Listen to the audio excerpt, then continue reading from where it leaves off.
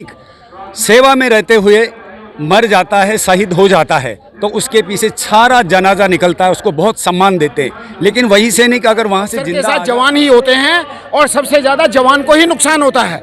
जब कोई mine blast होता है उस टाइम भी जवानों के ही अंग एकदम से जाते हैं और अफसर तो कई बार मेडल ले जाते हैं उसके जवान के घायल होने के बाद।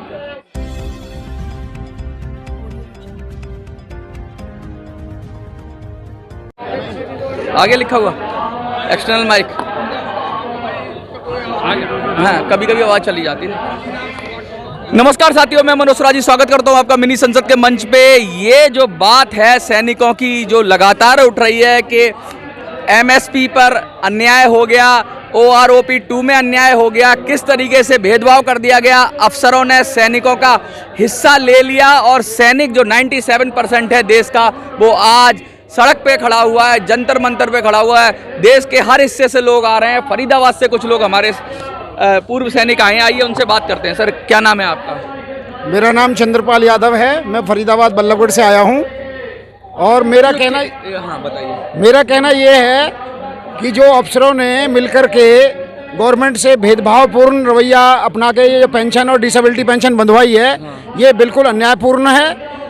जो जवान है यदि उसका कोई अंग कट जाता है तो उसको बहुत कम डिसेबिलिटी पेंशन दी जाती है, और यदि अफसर का कोई अंग कट जाता है तो उसको बहुत ज़्यादा डिसेबिलिटी पेंशन दी जाती है।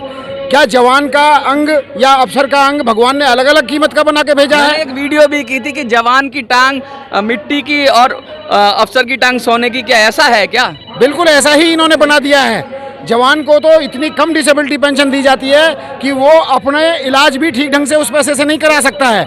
अपना कोई कृत्रिम अंग भी रिप्लेसमेंट कराना चाहता है तो उस पैसे से नहीं हो पाता है।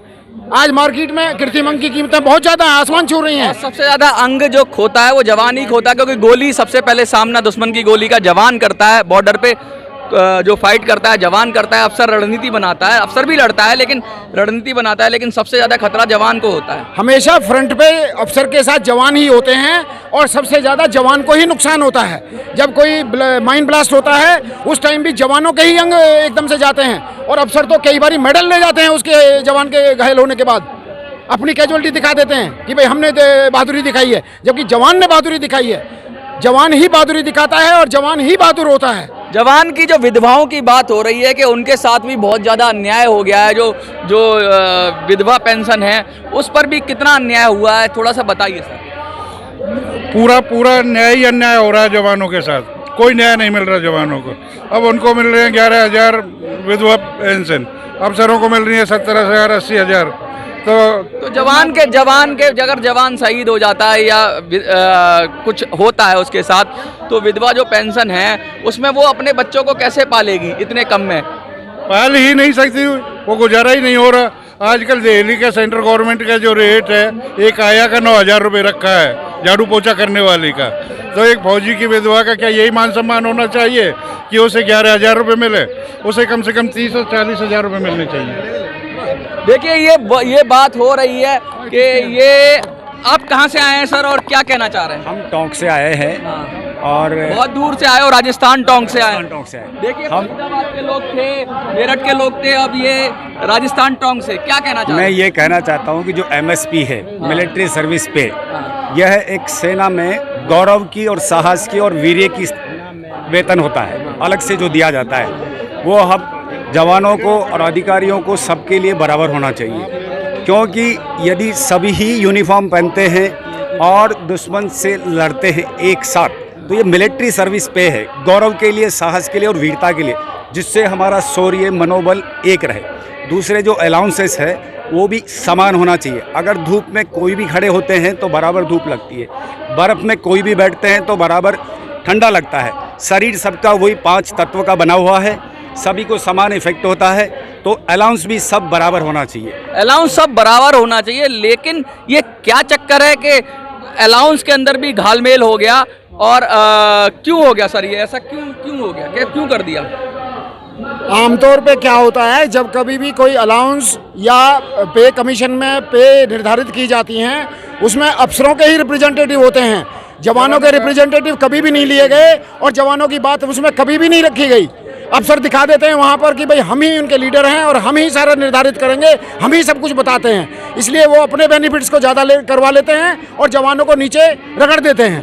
कहने का मतलब ये है कि लगातार ऐसा सुना जाता है, जैसे बटमैन सिस्टम है उस पर भी बहुत सारा विरोध हुआ है, और अर्दली का जो सिस्टम है वो, उसमें किस तरह से जवान का शोषण होता है? जवानों का अर्दली का तो होना ही नहीं चाहिए, ये तो पहले ही गवर्नमेंट ने चेंज कर देना चाहिए था। अंग्रेजों का शासन जब खत्म हुआ था तो अर्दली तभी से बंद हो जाना चाहिए, मगर आज भी चल रही है ये प्रथा, ये बहुत ही खराब है, जिससे जवानों के मान प्रतिष्ठा पर बहुत बड़ा दब्बा लगता है। मैं बता दूं आपको कि जो बटमैन सिस्टम है उसमें होता क्या है कि जब अफसर को लगता है कि जवान उसके फेवर में नहीं है, या उसकी हाँ में हाँ नहीं मिला रहा है, या उसके मनचाहे काम नहीं कर रहा, तो वो शिफ्ट कर देते हैं उसको ऐसी जगह पे जहाँ पे उसके मान सम्मान को ठेस पहुँचती है, अर्दली बना देते हैं उसको, और अगर वो उसको मना करता है तो फिर हो गया कोर्ट मार्शल समझो। तो जवान का अपना अधिकार, वो आया था देश सेवा के लिए, लड़ने के लिए, और उसको करना पड़ता है अफसर की तीमारदारी, चमचागिरी, इससे जवान आहत होते हैं। और बहुत ज़्यादा ये सिस्टम जो अंग्रेजों का सिस्टम था ऐसे ही अडॉप्ट कर लिया गया, उस विषय पर भी इन लोगों का मत है कि वो ख़त्म हो जाना चाहिए था। क्या लग रहा है, अब सरकार सुनेगी? सरकार ने अभी तक तो ये नहीं सुना, तो अब सरकार को सुन लेना चाहिए। अब बीजेपी की गवर्नमेंट है, मोदी जी कहते हैं कि मैं जवानों का बेटा हूँ, जवानों के साथ हूँ, किसान का बेटा हूँ, किसानों के साथ हूँ। नहीं, सरकार ने दिया भी है, लेकिन सरकार ने ये कभी भी खत्म नहीं किया कि बटमैन को नहीं रखना है। बटमैन की जो इन्होंने रेशो बना रखी है, बटमैन के लिए जो इन्होंने रूल बना रखे हैं, उनको बिल्कुल खत्म कर देना चाहिए कि कोई बटमैन ऑथराइज नहीं होगा, किसी को भी होता ही नहीं। कोई भर्ती होती है, यदि अगर आप पहले बता दोगे कि आपको जवान को बटमैन भी रखा जाएगा तो कोई भर्ती नहीं होगा। इससे सेना का बहुत मनोबल भी गिरता है, और साथ साथ जनता में, आम जनता में, नए यूथ में उसकी छवि खराब होती है कि भाई मैं क्यों बटमैन जाऊंगा।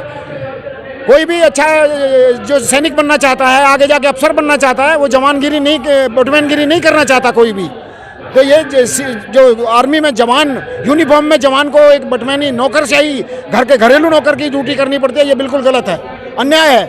देखिए लगातार ये इमेज टर्निश होती है, उससे आर्मी की भी इमेज टर्निश हो जाती है, तो उसको घूंट मलना, ये अगर आपको कुछ करना है, चतुर्थ श्रेणी के कर्मचारी भर्ती करने हैं, तो उनकी अलग व्यवस्था होनी चाहिए। जवानों को भर्ती करके उनको चतुर्थ श्रेणी में बटमैन बनाने की जरूरत नहीं है। इस तरह की बातें उठ रही हैं, क्या संदेश देना चाहेंगे आप? दूसरा, मैं ये कहना चाहता हूँ, माननीय मोदी जी को बहुत बहुत धन्यवाद देना चाहता हूँ। उनके आने से पहले हमारे हाथ बंधे हुए थे, हम पत्थर खाते रहते थे। उनके आने के बाद में हमारा मनोबल बढ़ा और हम पत्थर खाने से बच गए, और हमने दुश्मन को उनके घुस के उनकी टेरिटोरी में मारा। ये वो सर्जिकल स्ट्राइक हुआ हो या फिर एयर स्ट्राइक हुआ, पूरी तरह से सेना ने दिखा दिया कि उसकी कैपेबिलिटी क्या है। ये सब मोदी जी के कारण हुआ, ये मोदी जी ने पावर दिया ये सब हमारे को, और हम चाहेंगे कि मोदी जी हमारी ये समस्या भी हल करें। 2024 से पहले क्या लगता है, कुछ होगा? हमें तो पूरी आशा है कि श्रीमान मोदी जी जवानों के साथ एकदम से खड़े हो जाएं। पीएम साहब को माननी पड़ेगी हमारी बात 10 दिन में ही पीएम साहब को माननी पड़ेगी। 3 तारीख की कॉल है, 3 अप्रैल की कॉल है, बड़ी कॉल है। मुझे लगता है कि मोदी जी, और एक और अलग बात है कि G20 का समिट अभी 2-3 महीने के अंदर ही दिल्ली में होने वाला है, तो उससे पहले अगर ये मुद्दा निपट जाता है तो बहुत अच्छा संदेश दुनिया में जाएगा, क्योंकि 20 देशों के प्रतिनिधि जब भारत में आएंगे तो बहुत दिक्कत हो सकती है सरकार की छवि के लिए। तो सरकार को चाहिए, लगातार ये बात उठती रही है कि टोल की क्या मांग है, और टोल के विषय पे क्या कहना चाह रहे हैं आप? मैं टोल के विषय पे ये कहना चाहता हूँ कि सैनिकों को यह सम्मान सेवा में रहते हुए दिया गया है, और जो भी सम्मान सेवा में रहते हुए दिया हुआ है वही सम्मान बाहर जाने के बाद में, एक्स सर्विसमैन मिलने के बाद में मिलता है। तो ये सम्मान टोल वाला सेवा से बाहर जाने के बाद में विड्रॉ कर लिया जाता है। अब मैं आपको यहाँ पर ये समझाना चाहता हूँ कि जब एक सैनिक सेवा में रहता है तो वो साल में ज़्यादा से ज़्यादा 1 महीने की छुट्टी जाता है, और 1 महीने में मुश्किल से 2 बार टोल क्रॉस कर पाता है, और उस समय उसका टोल टैक्स माफ़ होता है। लेकिन जब सेवा से निवृत्त होता है तब उसे अवसर प्राप्त होता है कि वो टोल क्रॉस करे, अपने बच्चों को घुमाए, और उस समय वो विड्रॉ कर लिया जाता है। ये एक बहुत ही सही बात नहीं है। और कहने का मतलब है कि जो एग्जाम्पशन जो मिलता है टोल से, जो सैनिकों को सेवा करते समय में रहता है, वो पूर्व सैनिकों को भी मिलना चाहिए। देखिए, आप दूसरी बात ये देखिए, अगर एक सैनिक सेवा में रहते हुए मर जाता है, शहीद हो जाता है, तो उसके पीछे सारा जनाजा निकलता है, उसको बहुत सम्मान देते हैं। लेकिन वही सैनिक अगर वहाँ से जिंदा आ जाता है तो उसने क्या गलती कर दिया, टोल पर उसको खड़ा कर देते हैं, 2-2 घंटे तक खड़ा कर लाइन में लगा रहता है। लाइन में लगा रहता है। ऐसा क्यों? क्या क्या क्या हो गया? उसने क्या नेताओं की गाड़ी फर से निकल जाती से है, निकल जाती पुलिस है। वालों की फर से निकल जाती है। पुलिस वाला 100 किलोमीटर खड़ा हुआ है ना, वो वहाँ से फोन कर देगा कि थाने से बोल रहा हूँ गाड़ी जाने दो, वो गाड़ी बाईपास हो जाएगी। क्यों ना ये सम्मान सैनिकों को दिया जाए? क्यों नहीं सम्मान? देखिए ये बहुत बड़ी बात है कि टोल पे जिस तरीके से टोल माफ़ किया जाए इससे पूर्व सैनिकों को, ये मांग बहुत जायज़ मांग है और बहुत सही मांग है। अगर ये सम्मान का ही प्रतीक है कि जिस तरह से और लोग हैं, चाहे वो पॉलिटिशियंस हैं या फिर नेता हैं या पुलिस वाले हैं, वो लगातार उनको सम्मान मिलता है टोल पे और उनको टोल पे ज़्यादा लाइन नहीं लगानी पड़ती। सैनिकों को, पूर्व सैनिकों को भी वो हक दिया जाए। आपको क्या लगता है ये बात सही है? तो वीडियो को ज़्यादा से ज़्यादा शेयर करिए। जंतर मंतर से मिनी संसद के लिए मैं मनोज सुराजी। जय हिंद, जय भारत। धन्यवाद।